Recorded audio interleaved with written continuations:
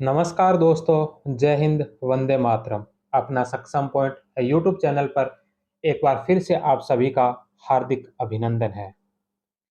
हम पढ़ रहे थे आरपीएससी फर्स्ट ग्रेड इतिहास विषय से संबंधित टेस्ट सीरीज का सॉल्यूशन कर रहे थे। जो test series doctor Ganpat Singh Rajput sir के द्वारा चलाई गई थी, उसी टेस्ट सीरीज का सॉल्यूशन चल रहा था, जिसमें अब तक हमने 3 टेस्टों का सॉल्यूशन कर लिया है।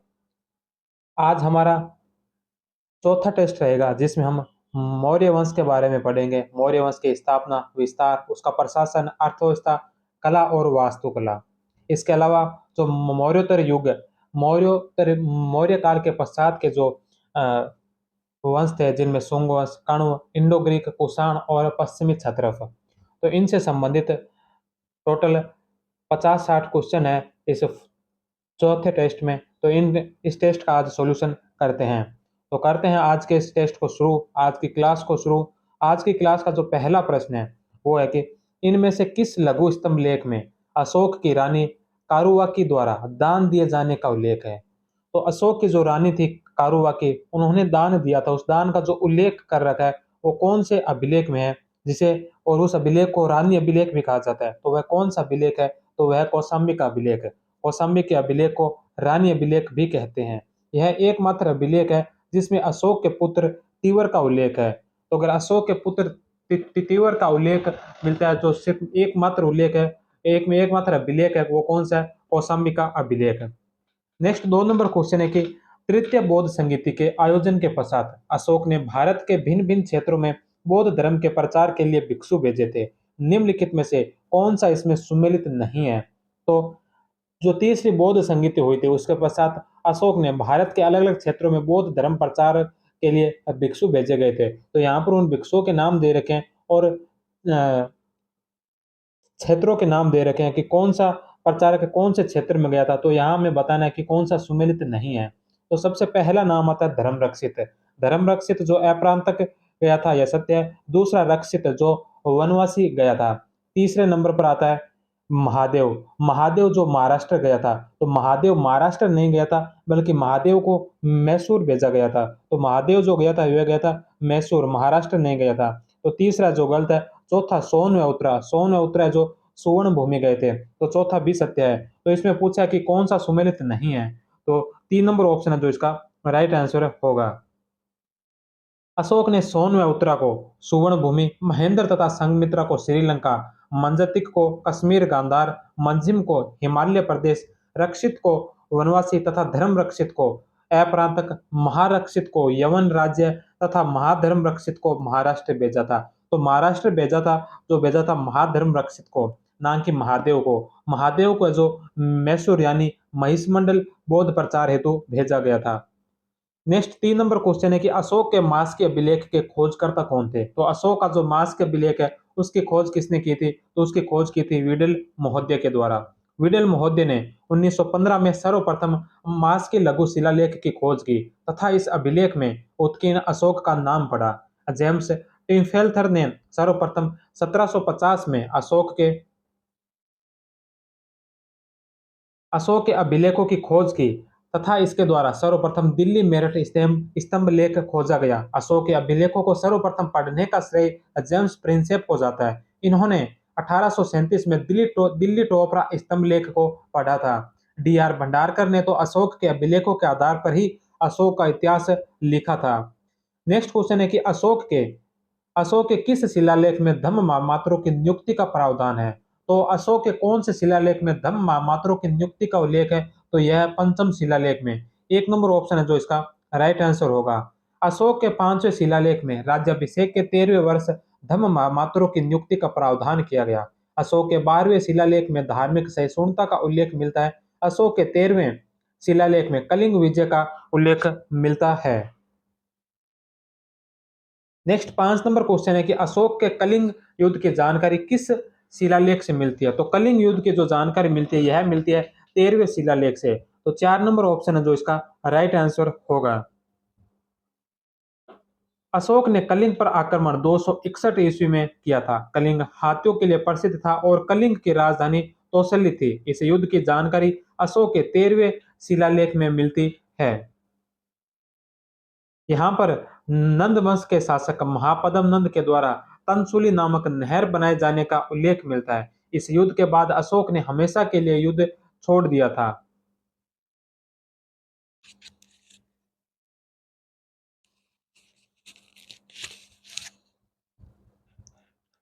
नेक्स्ट 6 नंबर क्वेश्चन है कि अशोक के धम्म के संबंध में निम्नलिखित में से कौन सा कथन असत्य है। तो अशोक के धम्म से संबंधित यहाँ पर कुछ कथन दे रखे हैं, इनमें से बताना है कि असत्य कथन कौन सा है।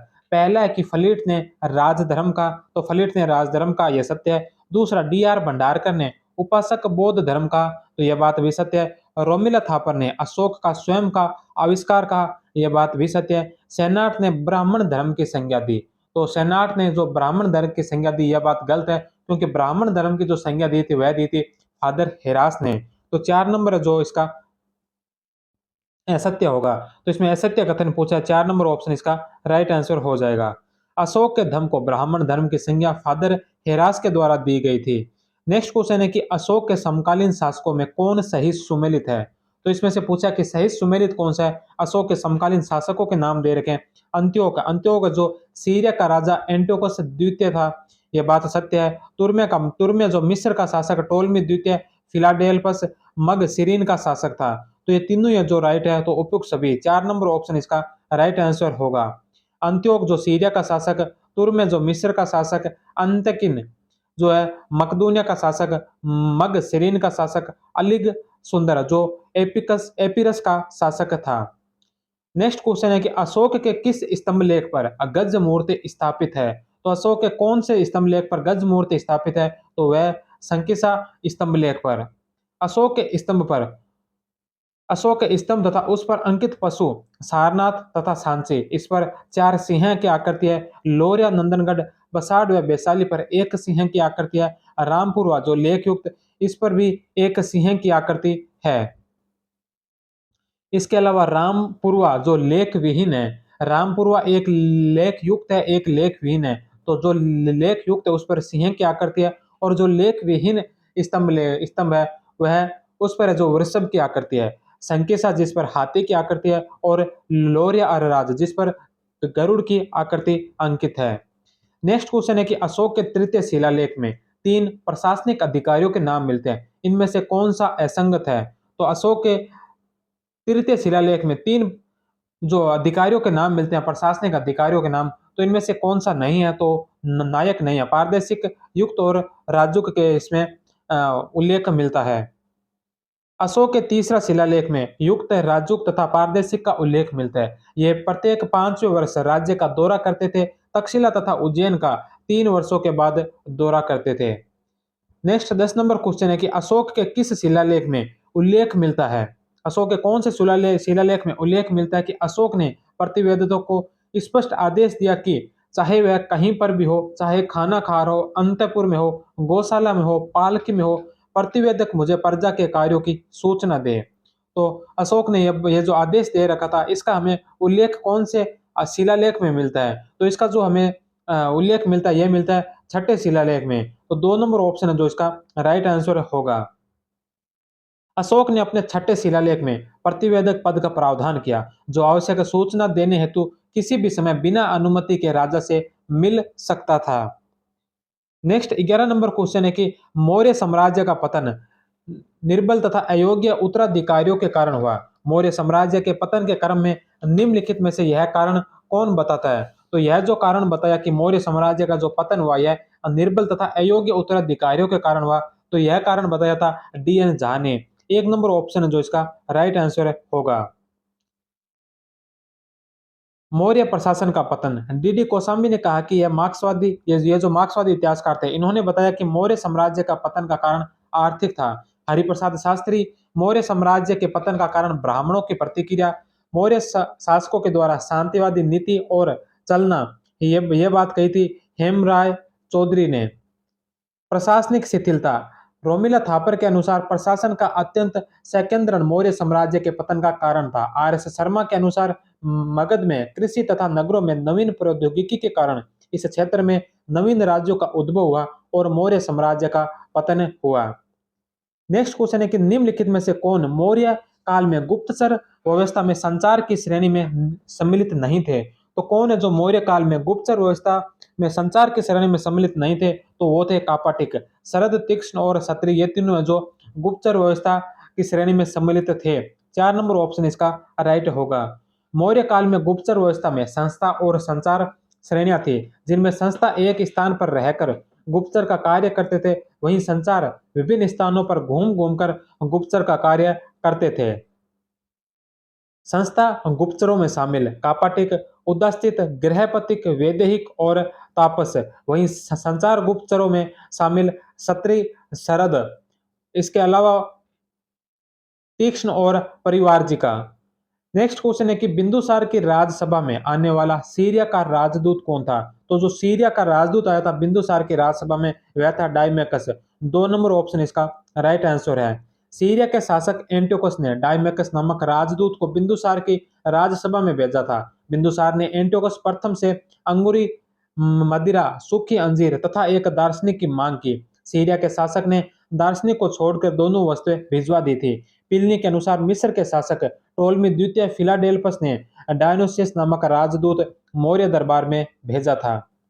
नेक्स्ट क्वेश्चन है कि मेगास्थनीज द्वारा भारत के बारे में कहे गए कथनों में कौन सा सत्य नहीं है? तो मेगास्थनीज ने जो भारत के बारे में बातें कही थी उनमें से कौन सा सत्य नहीं है? तो यहाँ पर चार चार ऑप्शन दे रखे हैं। पहला है कि भारत में चींटियां चींटियां सोने को बाहर निकालने का काम करती थी, तो यह बात मेगास्थनीज ने कही थी, बिल्कुल सत्य है। दूसरा है कि मौर्यकालीन समाज 7 भागों में विभक्त था, यह बात भी सत्य है। मेगास्थनीज के उद्धरण एरियन, प्लूटार्क, स्ट्रेबो, डायोडोरस, क्लाडियस, डायमेकस तथा प्लिनी की पुस्तकों में मिलते हैं, जिसका संकलन 1846 में स्वानबेग ने किया, यह बात भी सत्य है। मेगास्थनीज के अनुसार भारत में दास प्रथा थी, तो ये बात है जो गलत है, क्योंकि मेगास्थनीज ने जो भारत में दास प्रथा का उल्लेख नहीं किया है। 4 नंबर ऑप्शन है जो इसका गलत होगा, सत्य नहीं है, तो 4 नंबर ऑप्शन इसका राइट आंसर होगा। मेगास्थनीज की इंडिका ने अपने मूल रूप में नहीं पाई जाती। जो मेगास्थनीज की इंडिका है वो वर्तमान में मूल रूप में नहीं है। 1846 में स्वानबेक ने इंडिका को संकलित किया। बाद में मैग्डिनिले तथा ग्रेनवेडेल ने इसे अंग्रेजी में प्रकाशित किया। मेगास्थनीज के अनुसार मौर्यकालीन समाज में 7 जातियां थी। उनमें सर्वाधिक व न्यूनतम संख्या क्रमशः कृषक तथा निरीक्षक की थी।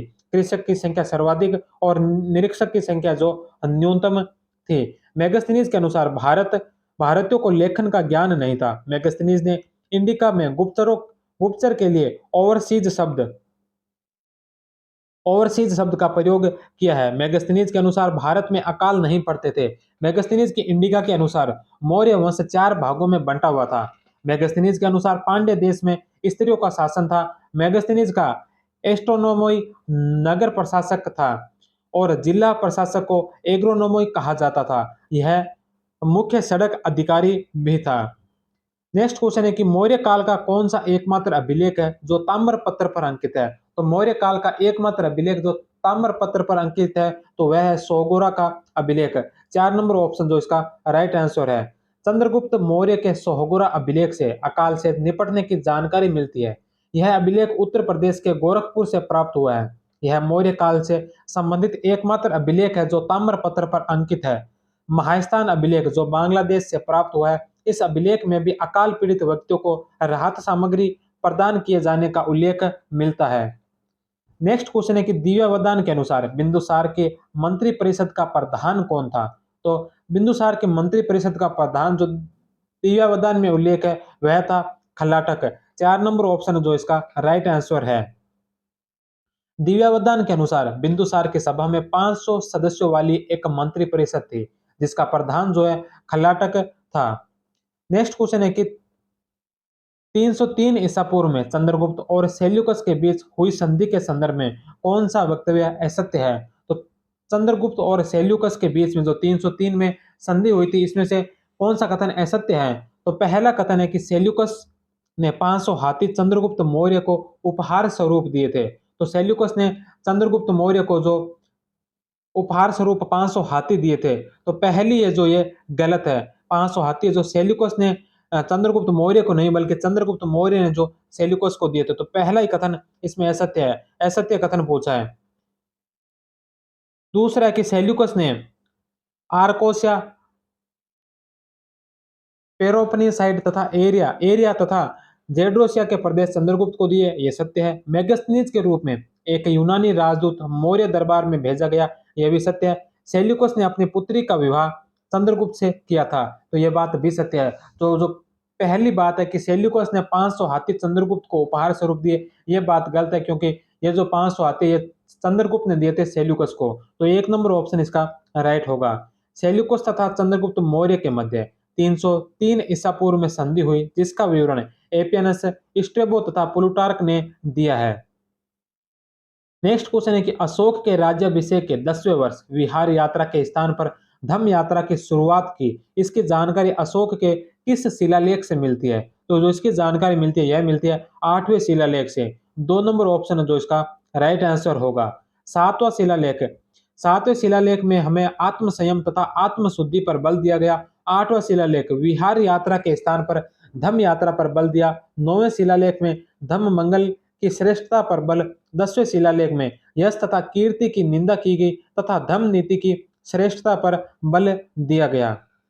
19वां क्वेश्चन है कि कौन सा गलत है? तो यहाँ पर 4 कथन दे रखे हैं, इनमें से बताना है कि कौन सा गलत है। सबसे पहला है कि सारनाथ सिंह स्तंभ को स्तंभों का सिरमौर कहा गया, तो यह बात बिल्कुल सत्य है। दूसरा है कि इस स्तंभ पर 4 पशु गज, अश्व, बैल और वृषभ उत्कीर्ण है, तो यह बात है जो गलत है, क्योंकि सारनाथ स्तंभ पर जो पशु है उसमें हाथी, हाथी के पश्चात जो बैल है, बैल के पश्चात अश्व और फिर सिंह है, तो यह बात इसमें 2 नंबर ऑप्शन इसका गलत होगा। तीसरा, सिंह के मस्तिष्क पर महाधर्म चक्र स्थापित है, जिसमें मूलतः 32 तीलियां हैं, तो यह सत्य है। और चौथा है कि महावंश में इसे चतुष्पाद कहा गया, यह बात भी सत्य है। तो इसमें पूछा कि कौन सा गलत है, तो 2 नंबर ऑप्शन है जो इसका राइट आंसर होगा। सारनाथ स्तंभ पर पशु का सही क्रम में सबसे पहले आएगा हाथी, हाथी के बाद बैल, बैल के बाद अश्व और अश्व के बाद सिंह की आकृति उत्कीर्ण है। नेक्स्ट क्वेश्चन है कि अशोक ने अपने किस शिलालेख में चोल, पांड्य, केरल पुत्र तथा सत्य पुत्र को अपने पड़ोसी शक्तियों के रूप में उल्लेखित किया है? तो कौन से शिलालेख में किया है? तो यह किया दूसरे शिलालेख में। अशोक ने अपने द्वितीय वृद्ध शिलालेख में सीमांत राज्यों चोल, पांड्य, केरल पुत्र तथा सत्य पुत्र का वर्णन किया है। नेक्स्ट क्वेश्चन है कि कौटिल्य के अर्थशास्त्र के अनुसार राजा की ओर से सिक्के डलवाने वाले अधिकारी की संज्ञा दी है, तो उसे कहा गया है लक्षणा अध्यक्ष। मौर्य काल में मुद्रा एवं टकसाल का अध्यक्ष लक्षणा अध्यक्ष कहलाता था, जबकि रूप दर्शक नामक अधिकारी मुद्रा का परीक्षण करता था। नेक्स्ट क्वेश्चन है कि अशोक के किस मुख्य स्तंभ लेख में 7 अभिलेख पूरे मिलते हैं? तो कौन सा मुख्य स्तंभ लेख है जिसमें सारे 7 अभिलेख मिलते हैं? तो वह है दिल्ली टोपरा का स्तंभ अभिलेख।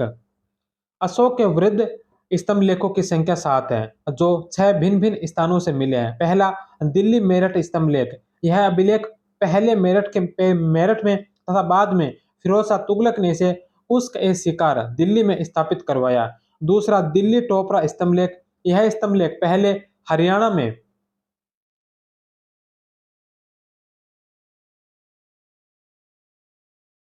हरियाणा के यमुनानगर में स्थित था। इसे भी फिरोज शाह तुगलक ने फिरोज शाह कोटला स्थित सुल्तान के महल में स्थापित करवाया और मीनार ए जरीन के नाम से जाना गया।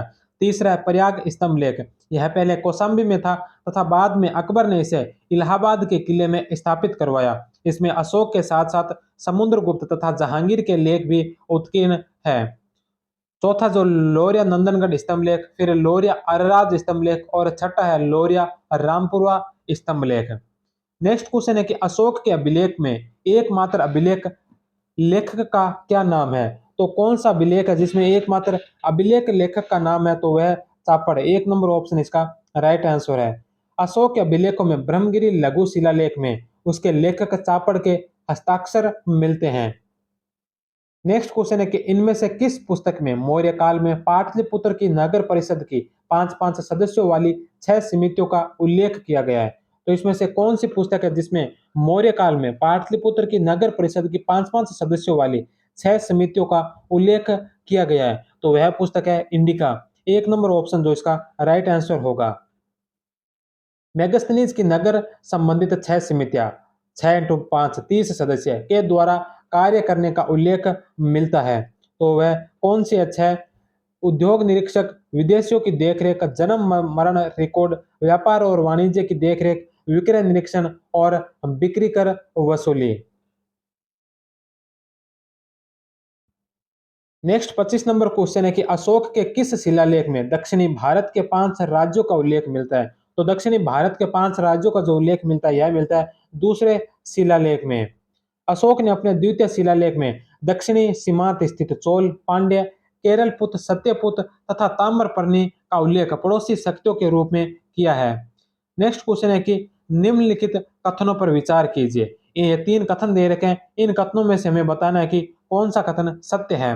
तो सबसे पहला जो कथन है, पहले कथन में कहा गया कि बौद्ध ग्रंथ, बौद्ध एवं जैन ग्रंथों से पता चलता है कि अशोक की मृत्यु के बाद उसका पुत्र कुणाल गद्दी पर बैठा, जो कि अंधा था। तो ये बात है जो बिल्कुल सत्य है। दूसरा है कि अशोक का पुत्र जालोक कश्मीर का शासक था, जो कि जैन मतानुयायी था। तो ये बात है जो गलत है। तीसरा है कि अशोक का पुत्र संप्रति जैन मतानुयायी था। तो ये बात है जो सत्य है। तो इसमें पूछा कि कौन सा कथन सही है, तो 1 और 3 सही है और 2 है जो गलत है। तो 1 और 3, 1 नंबर ऑप्शन जो इसका राइट आंसर होगा। कल्हण की राजतरंगिणी के अनुसार इसे कश्मीर में अशोक का उत्तराधिकारी बताया गया तथा यह शैव मत का अनुयायी था। तो यह जो अशोक का जो पुत्र था जालोक, यह शैव मत का अनुयायी था, न कि जैन मत अनुयायी। नेक्स्ट क्वेश्चन है कि किस मौर्य शासक को बाण भट्ट ने प्रज्ञा दुर्बल कहा था? तो प्रज्ञा दुर्बल किस मौर्य शासक को बताया था? तो यह बताया था बृहदत्त को। बाण भट्ट ने हर्षचरित में बृहदत्त को प्रज्ञा दुर्बल कहा है। इसी के सेनापति पुष्यमित्र शुंग ने 185 ईसा पूर्व में इसकी हत्या कर शुंग वंश की स्थापना की थी। संप्रति यह जैन धर्म का अनुयायी था। सुहस्तिन ने इसे जैन धर्म में दीक्षित किया था। कुणाल, कुणाल को धर्मविवर्धन कहा गया है।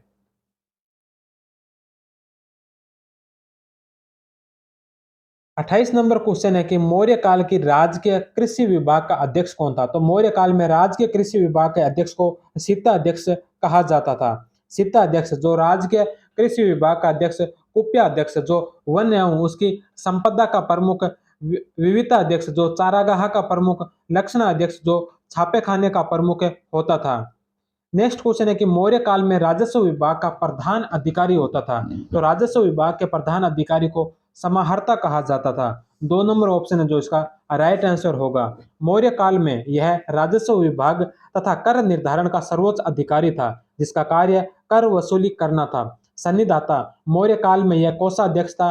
प्रदेष्टा, मौर्य काल में यह फौजदारी न्यायालय का प्रमुख होता था। वहीं दीवानी न्यायालय का प्रमुख व्यवहारिक होता था। प्रशासता, यह राज्य के दस्तावेजों को सुरक्षित तथा समस्त रिकॉर्ड को लेखबद्ध करने का कार्य करता था।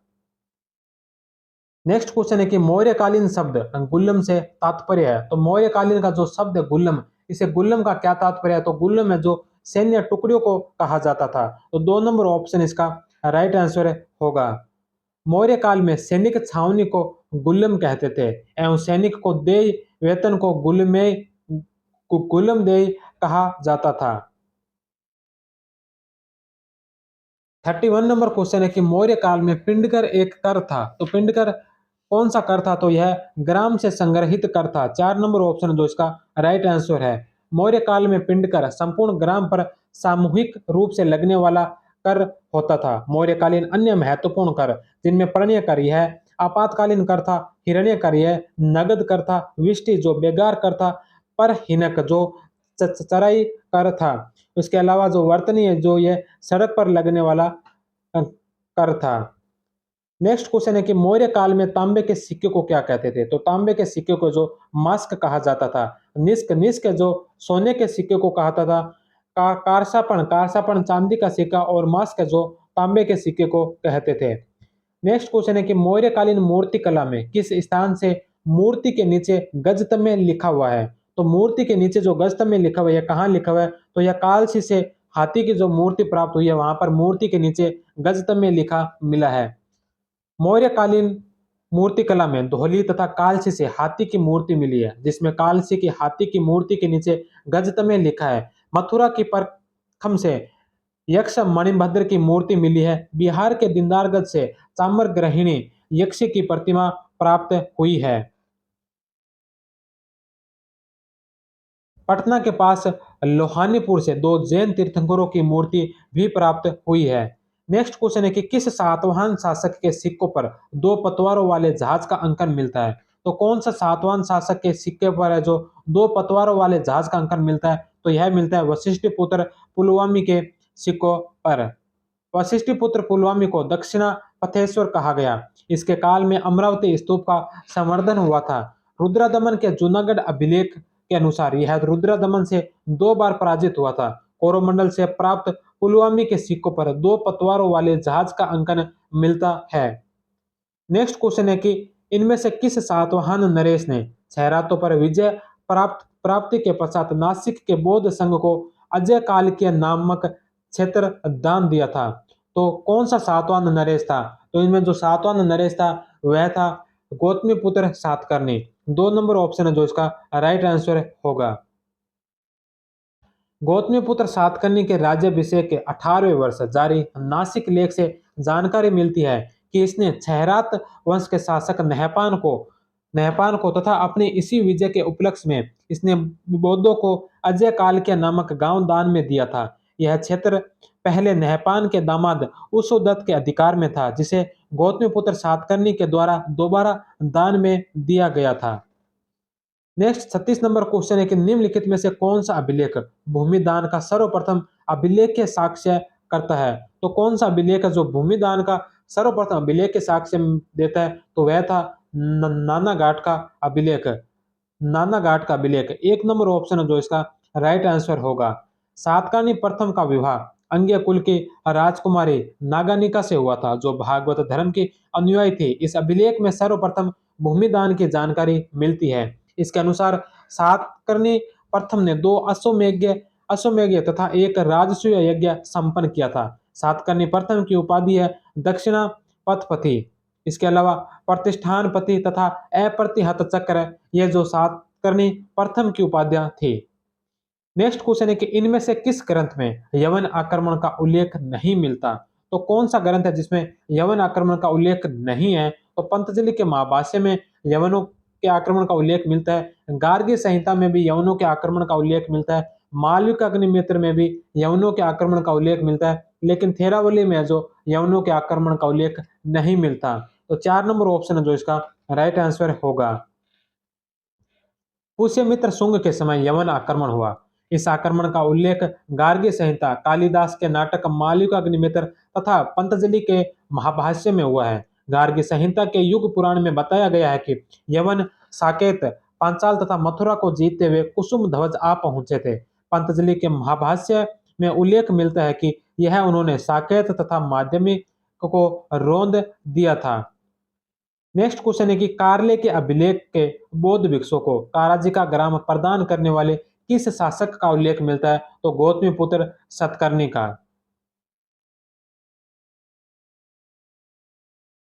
नासिक अभिलेख के अनुसार गौतमीपुत्र सातकर्णी ने नासिक बौद्ध संघ को अजय काल के नामक गांव दान में दिया। इसमें स्वयं को वेंकटक स्वामी कहता है। कार्ले अभिलेख से सूचना मिलती है कि गौतमीपुत्र सातकर्णी ने कार्ले भिक्षु संघ को करजक नामक गांव दान में दिया था।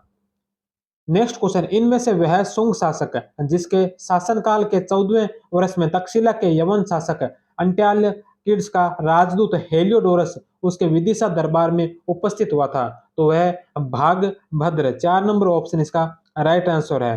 भागभद्र शुंग राजवंश का 9वां शासक था। इसके दरबार में विदिशा में 14वें वर्ष तक्षशिला के यवन शासक एंटियाल किड्स का राजदूत हेलियोडोरस आया था। नेक्स्ट 40 नंबर क्वेश्चन है कि इनमें से किस ग्रंथ में पुष्यमित्र की ओर परोक्ष रूप से संकेत करते हुए उसे कलयुग के चिरकाल में परित्यक्त अश्वमेध यज्ञ का अनुष्ठान करने वाला औदिभज, अचानक उठने वाला सेनानी तथा कश्यप गोत्रीय ब्राह्मण कहा गया है? तो कौन से अभिलेख में कहा गया है? तो वह कहा गया है हरिवंश पुराण में। 2 नंबर ऑप्शन है जो इसका राइट आंसर होगा। पुष्यमित्र को सेनानी, सर्वतात का संकर्षण, ओदभिज तथा 2 अश्वमेध के यज्ञ करने वाला कहा गया है। नेक्स्ट क्वेश्चन है कि कण्व वंश के किस शासक ने शुंग वंश के अंतिम शासक देवभूति की हत्या कर कण्व वंश की स्थापना की थी? तो वह शासक कौन थे? तो वह थे वासुदेव। 2 नंबर ऑप्शन इसका राइट आंसर है। कण्व वंश के शासकों का क्रम, तो कण्व वंश में 4 शासक हुए, वसुदेव, भूमिपुत्र, नारायण और सुशर्मा।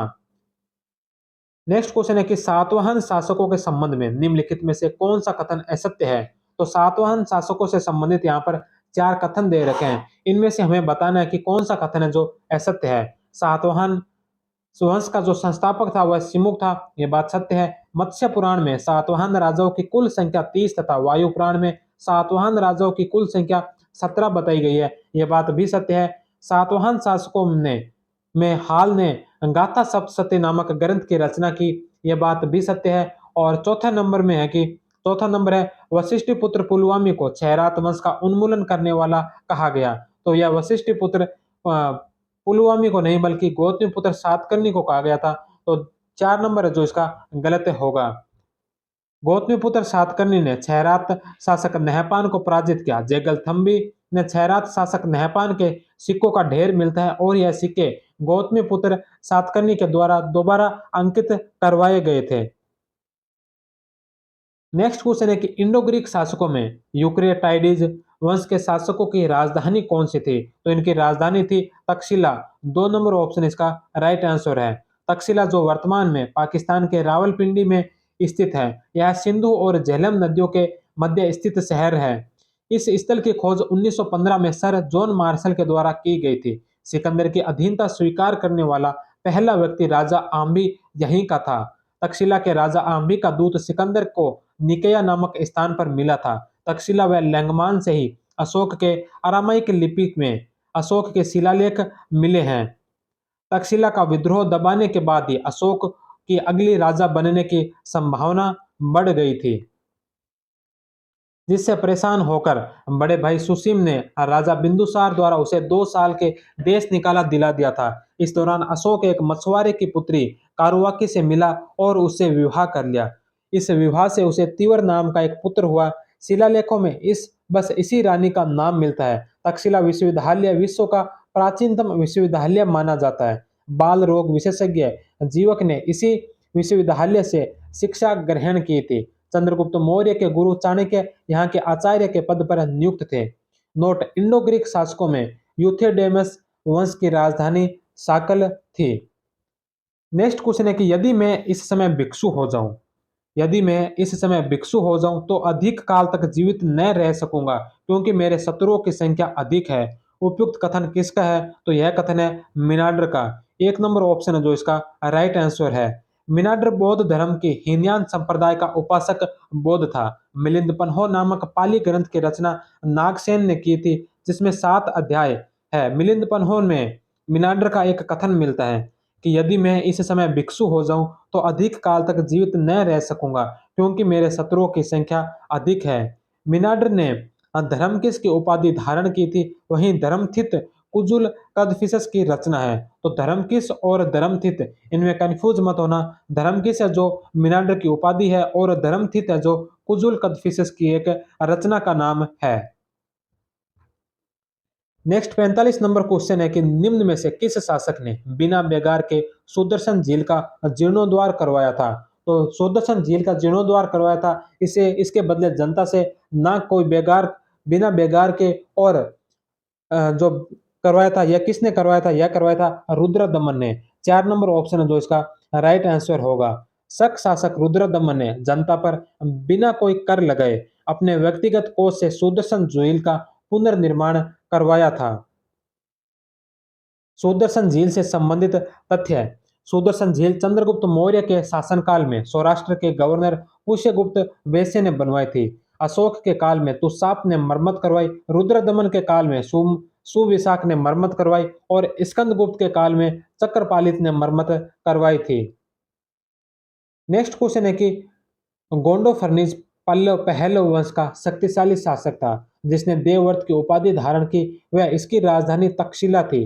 गोंडो फर्निज के तख्तेबाही अभिलेख में गोंडो फर्निज को गुदवर या मृदु हवर कहा गया। यह अभिलेख किस लिपि में है।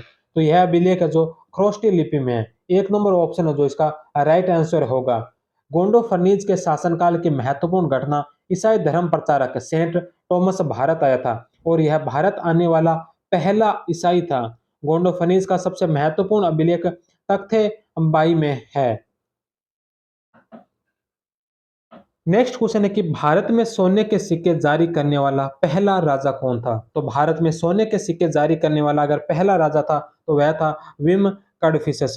2 नंबर ऑप्शन है जो इसका राइट आंसर है।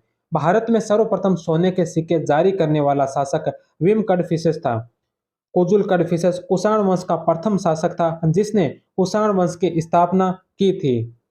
नेक्स्ट क्वेश्चन है कि कनिष्क के समय चतुर्थ बौद्ध संहिता में किस ग्रंथ की रचना की गई? तो कनिष्क के समय जो चतुर्थ बौद्ध संहिता में ग्रंथ की रचना की थी वह ग्रंथ था विनय पिटक नहीं था, महाविभाषा। 2 नंबर ऑप्शन है जो इसका राइट आंसर होगा। कनिष्क के शासनकाल में कश्मीर के कुंडल वन में चतुर्थ बौद्ध संगीति का आयोजन किया गया। पार्श्व कनिष्क के राजगुरु थे। इनके उनकी सलाह से ही इस संगीति का आयोजन किया गया। वसुमित्र ने इस बौद्ध संगीति की अध्यक्षता की तथा विवाह विवाह शास्त्र लिखा था। नेक्स्ट क्वेश्चन है कि किस शासक के सिक्कों पर उमा का अंकन मिलता है? तो उमा का अंकन जो मिलता है यह मिलता है हुइस्क के सिक्कों पर।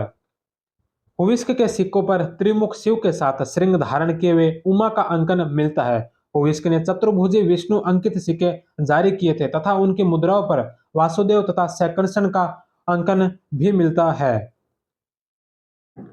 नेक्स्ट क्वेश्चन है कि देवनाम पीरे की उपाधि निम्न में से किसने धारण की थी? तो देवनाम पीरे की जो उपाधि है यह अशोक ने और दशरथ ने इन दोनों शासकों ने धारण की थी। मौर्य शासक अशोक ने देवनाम पीरे देवताओं का प्रिय कहलाने में गौरव का अनुभव किया उपाधि धारण की। इस उपाधि को उसके पुत्र दशरथ ने भी धारण किया था। नेक्स्ट क्वेश्चन है कि मानसेहरा और शहबाजगढ़ी अभिलेखों में कौन सी लिपि का प्रयोग हुआ है? तो मानसेहरा और शहबाजगढ़ी जो अभिलेख है इन अभिलेखों में जो ख्रोष्टी लिपि का उपयोग किया गया है। तो ख्रोष्टी लिपि 3 नंबर ऑप्शन है जो इसका राइट आंसर होगा। अशोक के ख्रोष्टी लिपि के अभिलेख शाहबाजगढ़ी और मानसेरा अरामाइक लिपि के लेख लंगमान से 2 तथा तक्षशिला से 1 प्राप्त हुआ है और द्विभाषी लिपि का लेख सरे कुना जो कंधार से प्राप्त हुआ है। नेक्स्ट क्वेश्चन है कि मेगस्थनीज ने मौर्य प्रशासन में सैनिक गतिविधियों के संचालन के लिए कितनी उप समितियों का उल्लेख किया है? तो मौर्य प्रशासन में सैनिक गतिविधियों के संचालन के लिए मेगस्थनीज ने कितनी उप समितियों का उल्लेख किया? तो 6 उप समितियों का उल्लेख किया था। मेगस्थनीज के अनुसार सैन्य प्रशासन 6 समितियों द्वारा संचालित किया जाता था जिसमें प्रत्येक समिति में 5 सदस्य होते थे। तो वह 6 समिति कौन सी थी? जल सेना से संबंधित, युद्ध सामग्री से संबंधित, पैदल सेना से संबंधित, अश्व सेना से संबंधित, गज सेना से संबंधित और रथ सेना से संबंधित समिति। नेक्स्ट 53 नंबर क्वेश्चन है कि किस स्थल पर स्थित स्तूप अवशेषों से अशोक के प्रस्तर पर उद्भूत प्रतिमा प्राप्त हुई जिस पर उनका नाम उत्कीर्ण है? तो यह कहां से मिली? तो यह मिली है कंगनहली अभिलेख से जो इसका जानकारी मिलती है। 3 नंबर ऑप्शन है जो इसका राइट आंसर है। कर्नाटक के गुलबर्गा से कंगनहली से अशोक के पाषाण पर बनी प्रस्तर मूर्ति मिली है। इस अभिलेख में ब्राह्मी लिपि में रान्यो अशोक नाम लिखा मिलता है। नेक्स्ट क्वेश्चन है कि बेरीगाजा प्राचीन भारत के कौन से बंदरगाह का यूनानी नाम है? तो बेरीगाजा जो ये भरूच बंदरगाह का नाम है। भरूच 1 नंबर ऑप्शन है जो इसका राइट आंसर होगा। भरूच भारत के पश्चिमी तट पर स्थित मौर्यकालीन महत्वपूर्ण बंदरगाह था। इसका यूनानी में बारूगाजा नाम भी मिलता है। टोलमी ने इसे पश्चिमी भारत की सर्वप्रमुख मंडी कहा है। नेक्स्ट क्वेश्चन है कि निम्नलिखित में से किस मौर्य शासक को ग्रीक लेखों में अमित्र घात, वायु पुराण में भद्रसार तथा जैन ग्रंथों में सिंहसेन कहा गया? तो किस मौर्य शासक को जो ये कहा गया था? तो यह कहा गया बिंदुसार को। 3 नंबर ऑप्शन है जो इसका राइट आंसर होगा। बिंदुसार के अगर उपनामों की बात की जाए तो वायु पुराण में भद्रसार, जैन ग्रंथ में सिंहसेन और महाभाष्य में अमित्र घात कहा गया। नेक्स्ट क्वेश्चन है कि कुषाण शासक देवपुत्र के अतिरिक्त शाही तथा सहाना सुहाई की उपाधि धारण करते थे। इस मत की पुष्टि किस लेख से होती है? तो इसकी जो पुष्टि हमें होती है, इसका जो उल्लेख हमें मिलता है यह मिलता है समुद्रगुप्त से, समुद्रगुप्त के प्रयाग लेख से। तो 3 नंबर ऑप्शन इसका राइट आंसर है। समुद्र प्रयाग परिस्थिति के अनुसार कुषाण शासक शाही तथा सहाना सुहाई उपाधियां भी धारण करते थे। देवपुत्र की उपाधि धारण करने वाला प्रथम शासक कनिष्क था। देवव्रत की उपाधि धारण करने वाला शासक गोंडो फर्नेज था। तो देवपुत्र की जो उपाधि है यह की थी कनिष्क ने, और देवव्रत की उपाधि धारण की थी गोंडो फर्नेज के द्वारा। नेक्स्ट 57 नंबर क्वेश्चन है कि किस शासक के काल को वैदिक प्रतिक्रिया अथवा वैदिक पुनर्जागरण का काल कहा जाता है? तो पुष्यमित्र शुंग के काल को। पंतजलि के महाभाष्य में पुष्यमित्र शुंग के द्वारा अश्वमेध यज्ञ किए जाने का उल्लेख मिलता है। वहीं धनदेव के अयोध्या अभिलेख के अनुसार पुष्यमित्र ने 2 अश्वमेध यज्ञ किए थे। ऐसे किसी भी वैदिक अनुष्ठानों का उल्लेख मौर्य काल में नहीं मिलता है। इस कारण पुष्यमित्र शुंग का काल वैदिक प्रतिक्रिया का काल माना जाता है। नेक्स्ट क्वेश्चन है कि पुष्यमित्र शुंग के समय विदर्भ युद्ध का संपूर्ण घटनाक्रम किस ग्रंथ में मिलता है? तो मालविका अग्निमित्र में। 2 नंबर ऑप्शन जो इसका राइट आंसर होगा। पुष्यमित्र के समय विदर्भ का शासन यज्ञसेन तथा उसका चचेरा भाई माधवसेन पुष्यमित्र शुंग के पुत्र अग्निमित्र का मित्र था। माधवसेन तथा यज्ञसेन के बीच विवाद होने पर अग्निमित्र ने यज्ञसेन को पराजित कर विदर्भ को वर्धा नदी की मध्य सीमा मानकर 2 भागों में बांट दिया था, जिसमें से एक भाग यज्ञसेन तथा दूसरा भाग माधवसेन को दे दिया गया। नेक्स्ट क्वेश्चन है कि किस पर अजात शत्रु भगवतो वंदते उत्कीन है? तो किस पर है जो अजात शत्रु भगवतो वंदते उत्कीन है? तो यह भरूत स्तूप पर अंकित है। भरूत स्तूप मध्य प्रदेश के सतना जिले में है, जिसकी खोज 1873 में कनिघम द्वारा की गई थी। इस स्तूप का निर्माण पक्की ईंटों से हुआ है तथा इसकी नींव पत्थर की बनी हुई है। इसकी पाषाण वेदिका का निर्माण शुंग काल में हुआ था। इस स्तूप में अजात शत्रु को भगवान बुद्ध की वंदना करते हुए दिखाया गया है। अलसुम्बा मिस्र केसी सुभद्रा तथा सुदर्शन नामक 4 अप्सराओं के नाम उत्कीर्ण इस स्तूप पर मिलते हैं। नेक्स्ट 60 नंबर क्वेश्चन और आज की इस क्लास का अंतिम क्वेश्चन है कि तक्षशिला के शक राज्य का संस्थापक कौन था? तो तक्षशिला के जो शक राज्य का संस्थापक था वह था मेउस। 2 नंबर ऑप्शन है जो इसका राइट आंसर होगा। तक्षशिला के शक राज्य का संस्थापक मेउस था और मथुरा के शक राज्य का जो संस्थापक था वह था राजुल। तो ये दोनों का ध्यान रखना, जो तक्षशिला के शक राज्य था उसका संस्थापक मेउस और मथुरा के शक राज्य का संस्थापक जो था वह था राजुल। तो इसी के साथ ही आज की क्लास इन 60 क्वेश्चनों के साथ समाप्त होती है और कल की क्लास में हम 5वां टेस्ट करेंगे, जिसमें गुप्त युग के बारे में पढ़ेंगे और गुप्त के साथ में वर्धन वंश। तो गुप्त युग और वर्धन वंश से संबंधित कल की क्लास रहेगी, तो वो आप भी जरूर देखना। तब तक आप सभी का बहुत बहुत धन्यवाद। जय हिंद, वंदे मातरम।